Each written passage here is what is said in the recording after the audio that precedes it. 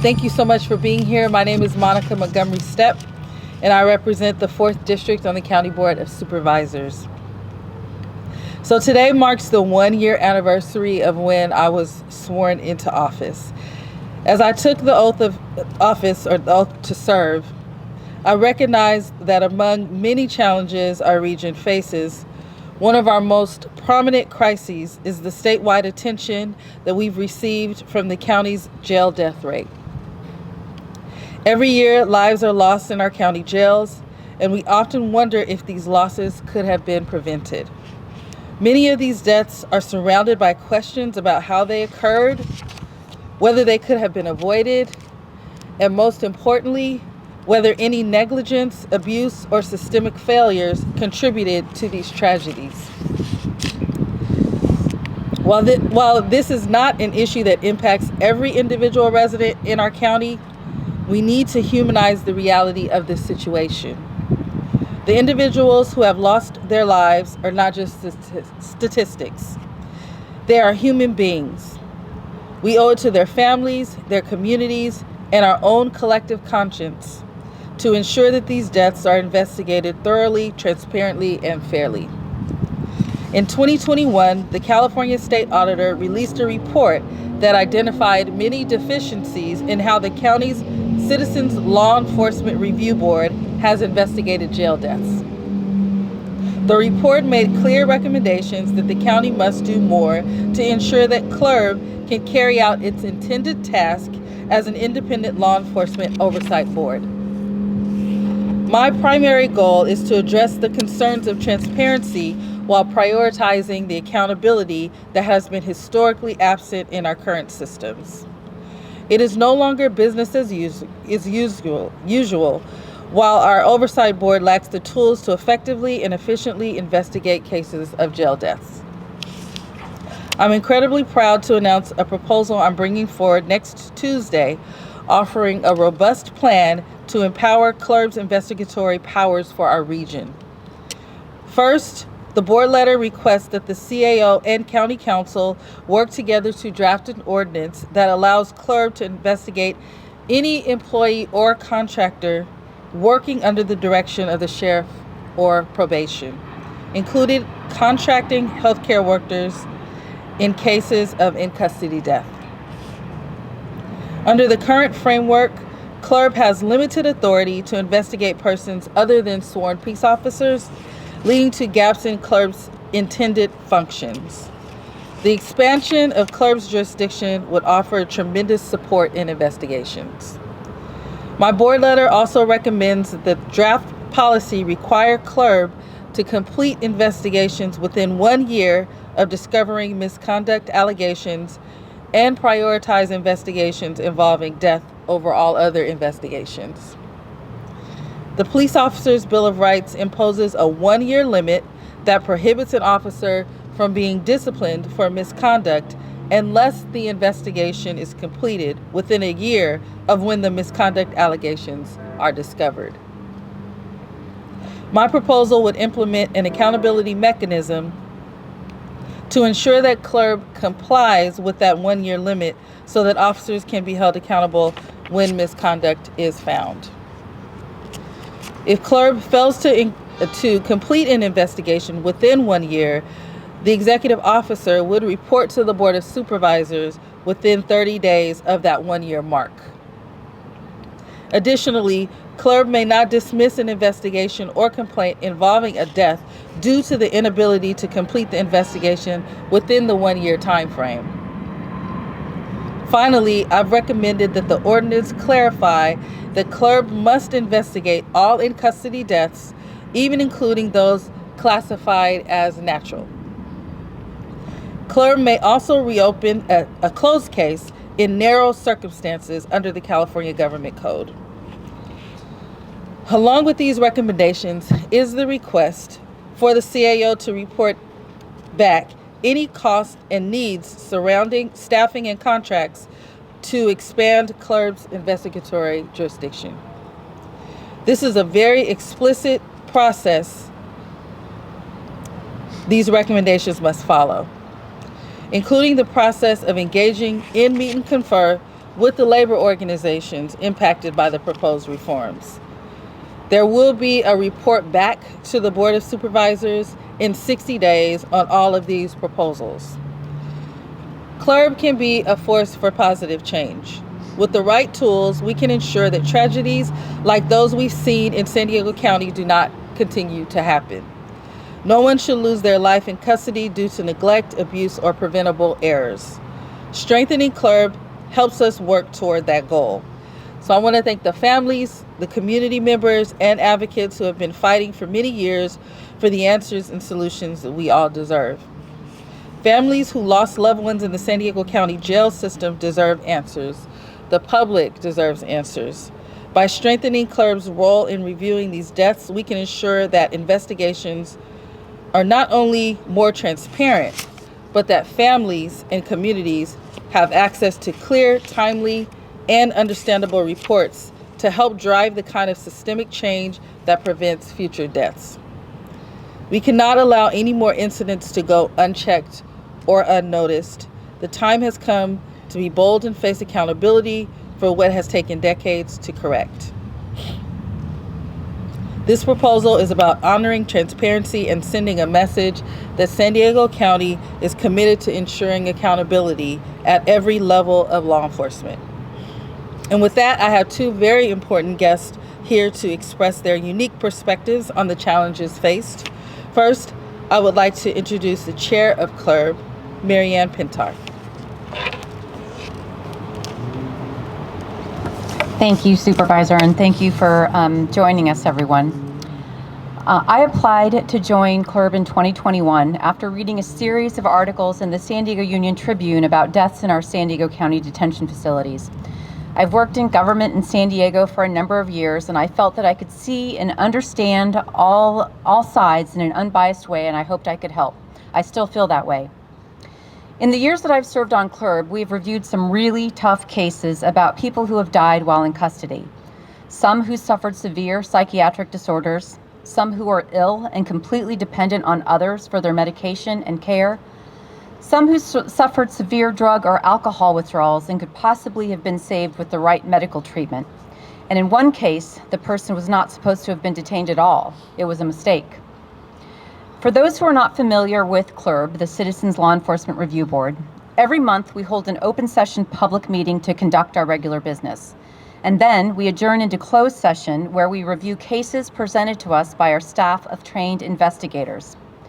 Clerb investigators review cases when a civilian has been seriously injured or died in an incident involving a sheriff officer or in the custody of a sheriff officer automatically. Automatically means no member of the public needs to file a complaint for Clerb to have jurisdiction. We also investigate and review other cases of alleged misconduct when a member of the public does file a complaint. Then, we make findings of responsibility when it's warranted and recommend policy changes we think could lead to better policing. And that is our goal, better and safer policing. Our findings and recommendations are advisory only, but many times the sheriff adopts our suggestions, and we very much appreciate their willingness, the sheriff's willingness to listen and consider our proposals. However, when any of these cases involve sheriff's office staff who are not sworn officers, for example, a healthcare worker responsible for medication or care, Clerb has no jurisdiction, and we can't offer any assessment of what might have gone wrong or how to fix it.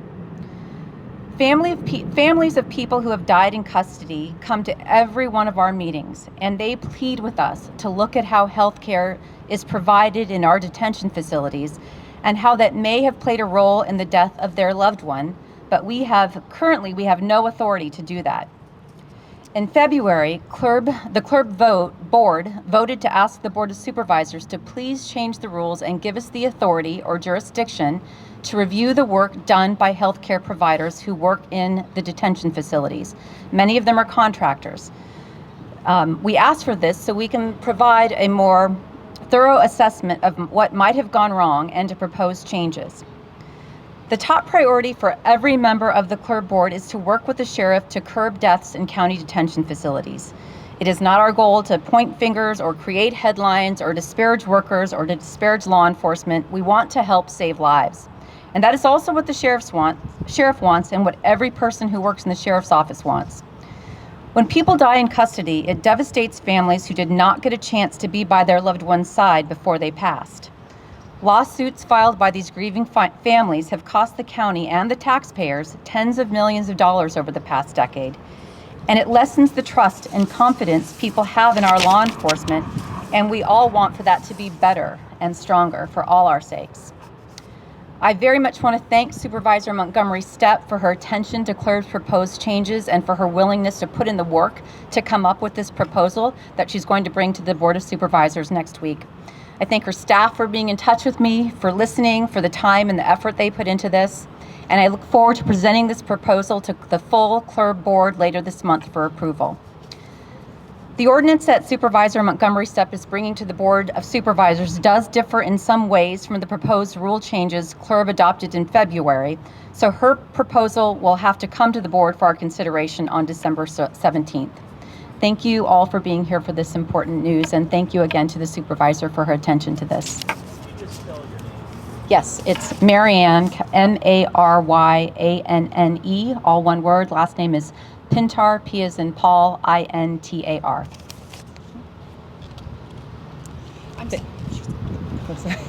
Thank you so much, Maryanne. Thank you for your support. Thank you for your service on Clerb. And next, I would like to introduce Brett Kalina, the Executive Officer of Clerb.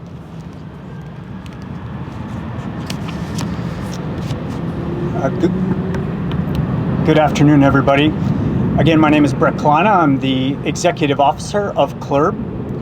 I want to take this opportunity to thank the Supervisor Montgomery Stepp and her staff for taking the time to meet with the Clerb board, to speaking to the community on this significant change to the jurisdiction of Clerb. The board has listened for years to the pleas of families who have lost loved ones in detention facilities. And the board has fought hard for the community to get the changes that you are now seeking.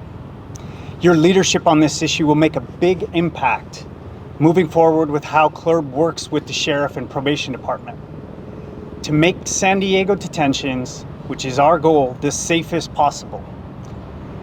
Clerb is one of the oldest civilian oversight boards in the country. And now, Clerb will be at the forefront nationally with this new legislation. I look forward to leading Clerb through this next journey, but it will not be easy. We will need the proper resources to adequately serve the community and the departments. Clerb has a long history of working with law enforcement to improve policies and procedures. This new oversight will foster that transparency while also highlighting some of the changes made by the Sheriff's Office and the Probation Department, which have greatly reduced the number of deaths in 2024. But one death that could have been prevented is one too many. Clerb looks forward to work with the law enforcement departments providing policy and guidance and recommendations while maintaining our own independent, thorough, and unbiased reports that we present to our Clerb board every month. Thank you again for your leadership, and thank you for making this happen. Yes, Brett Kalina, K-A-L-I-N-A.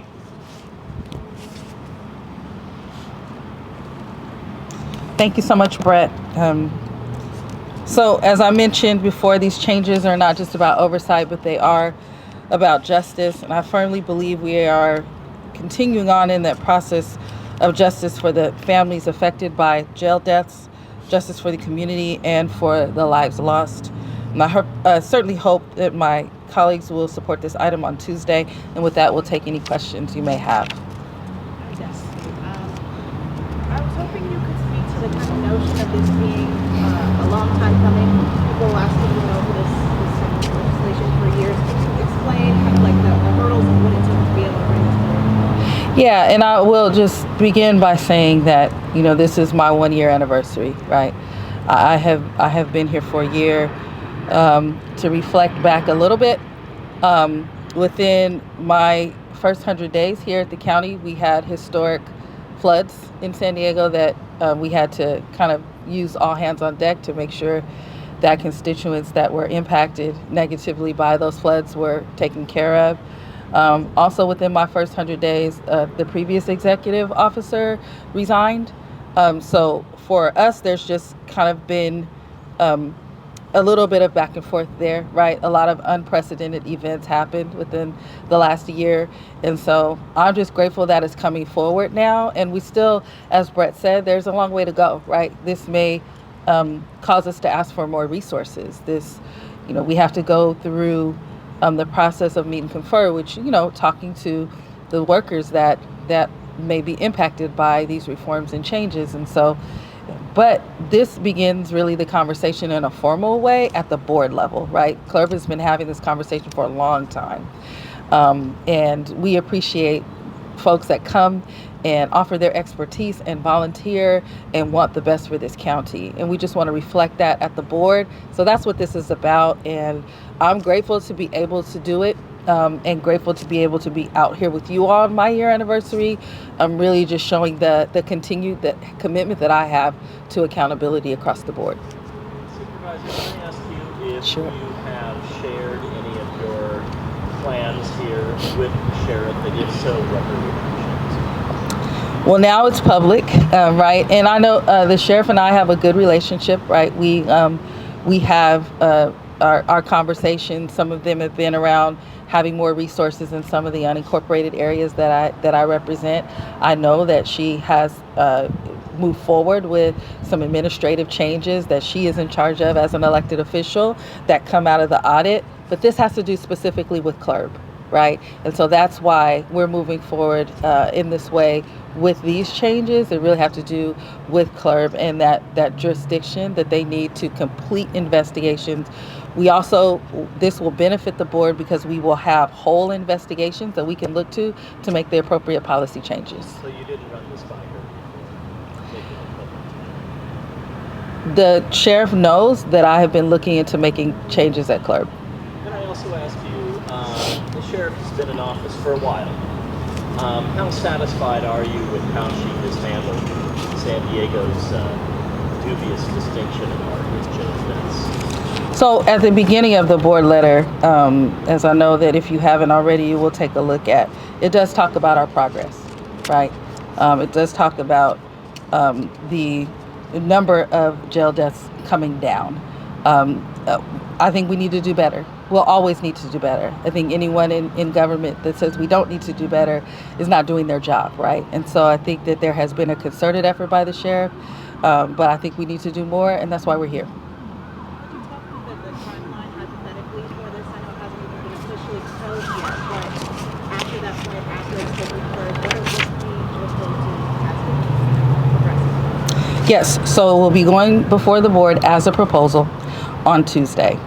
From there, the ask is that the CAO and County Council work together to draft an ordinance. There will be a report back to the board within 60 days, but there's still, again, a meet and confer process. We have to sit down with the labor organizations and get their impact and their input on the ordinance that will be coming back to the board for final approval. There's also, and I'll let the clerk representatives here speak to their part and kind of the proposals. As Marianne mentioned, some of what we're proposing was not in the recommendations, right, that the clerk brought forward. And so they have to go back to the board with that proposal to see if Clerb agrees. But a lot of that has to do with reporting back to the Board of Supervisors on certain issues, but specifically jail deaths and kind of running that time clock out for investigation around jail deaths. So I don't know if either of you want to speak to your timeline issues, but that's our timeline issue, and they are outlined in the board letter. So, okay, just so I understand correctly. Mm-hmm. So if the board votes in your favor on Tuesday, Mm-hmm. then it's a 60-day process until it comes back for final. It's a 60-day process to come back for a report back, because again, there are certain parts of the timeline we don't control, and one of that is meet and confer. So we're really trying to move it along, right? We expect that we should have it back in an appropriate amount of time, but there are certain parts of the process that we don't have direct control over. Everything else that we do, we're asking for those continual report backs, right? And then for a return back ultimately of the ordinance. what time? Do you know what time on Tuesday? Is it going to be in the? This is sort of minutia, but it's important Nope. for us. Don't know the time. There's no time certain. Will most likely be in the afternoon. It's number 35 on the agenda. So, so I wish I knew the time too, but I don't. So, yes. I have a couple questions about the one-year time limit for investigating cases. So in 2017, there were 21 or 22 cases that were dismissed because they exceeded the one-year time limit. And at that time, Clerb was pretty sure, or was sure that that's what the law required, and those cases can be concluded. But your proposal says that the investigation needs to be completed even if it exceeds 1 year. So I'm just curious what's changed, if you got new legal advice, or is that going to be something that needs to be hammered out in the future? Not necessarily new legal advice. If I recall, and if I'm understanding your question correctly, those timelines are put forth by POBAR, right? But there are also some very narrow exceptions to that. And so we are just, first of all, wanting to be aware of the time running out on those investigations as a board, or at least I would like the board to be aware of when the time limits for those investigations are running out, because obviously, as you know, sometimes we do receive this information outside of the realm of working together as Clerb and the Board of Supervisors. So it is one about strengthening that relationship and making sure that everyone is on the same page about what may come up. There's no new legal advice. We just want to make sure that in some narrow circumstances, some of those cases may be allowed to be opened up, but we want to be a part of that, and we want to continue that conversation, which really, from being here a year, it hasn't quite been as formal as I would like, and so I think we would all benefit from that. Anything else? Okay. I was looking too for additional clarification on time, but we certainly will keep you all updated as we move forward.